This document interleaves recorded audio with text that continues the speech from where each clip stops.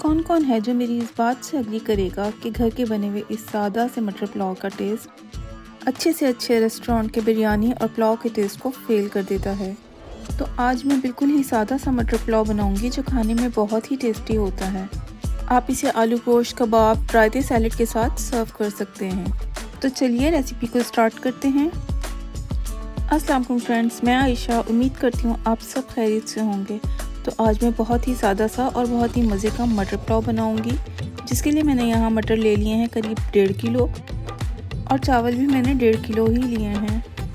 तो चावलों को मैंने बहुत अच्छे से वॉश करके इन्हें भिगो दिया है पानी में, और इसी तरह से मैंने मटरों को भी निकालने के बाद इनको अच्छे से वॉश करके अपने पास रख लिया है।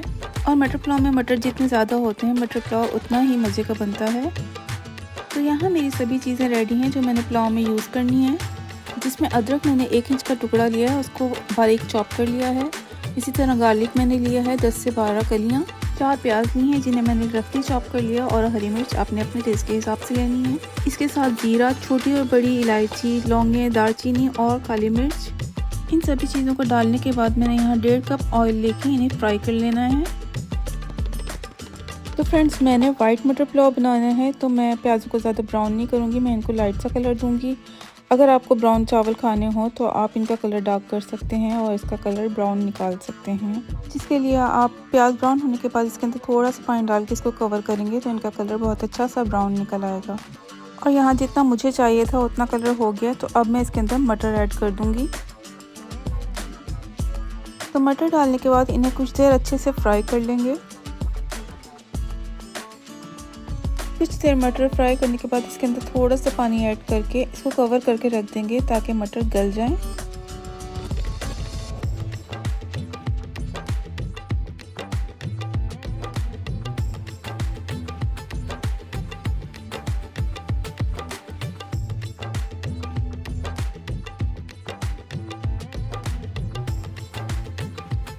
बस 10 से 12 मिनट के बाद इसको चेक कर लेंगे।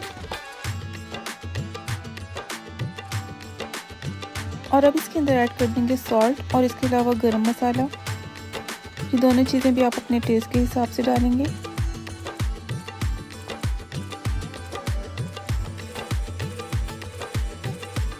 और साथ ही 3 से 4 टमाटर कट करके डाल देंगे। और अभी इन्हें मिक्स करके कुछ देर के लिए ढक के रख देंगे ताकि टमाटर थोड़े गल जाएं।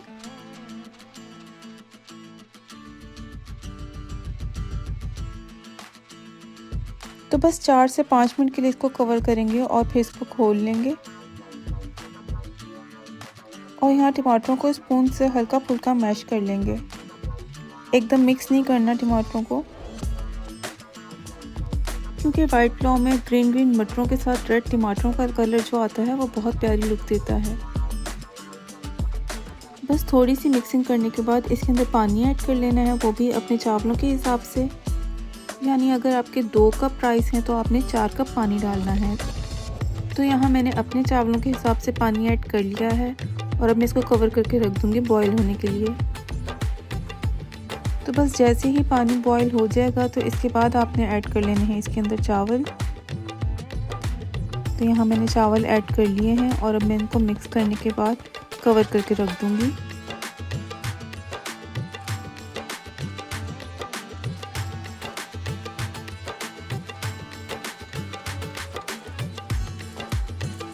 तो कुछ देर में खोल के चावलों को चेक कर लेंगे और चावलों की थोड़ी बहुत मिक्सिंग कर लेंगे अगेन।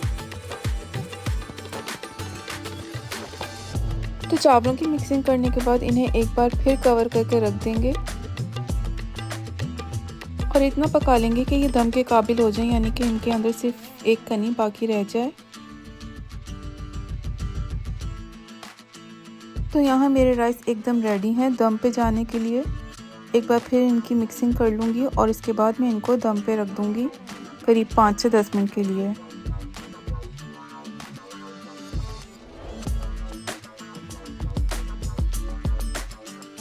तो यहाँ चावलों के दम पे रखे हुए 5 से 10 मिनट हो गए हैं, इन्हें चेक कर लेते हैं।